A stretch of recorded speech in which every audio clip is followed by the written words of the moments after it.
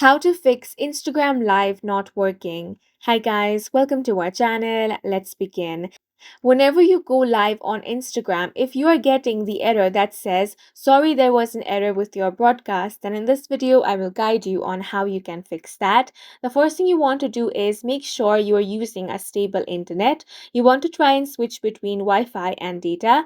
If internet is not the problem, then we can move on to the next step. Next thing you want to do is make sure Instagram is fully updated. For that, you want to head over to Play Store or App Store, and here you want to search for Instagram. Here, if you find the update button, go ahead and tap that.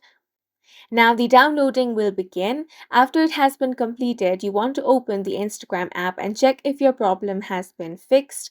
If it is still not fixed, then the next thing you want to do is open up your settings. Now tap on Apps.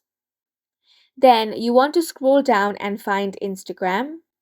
Now tap on Storage. Here, you want to tap on the Clear Cache option.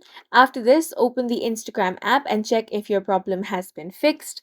If it is still not fixed, then you want to contact the customer support. For that, tap on the profile icon at the bottom right corner of your screen, then tap on the three lines.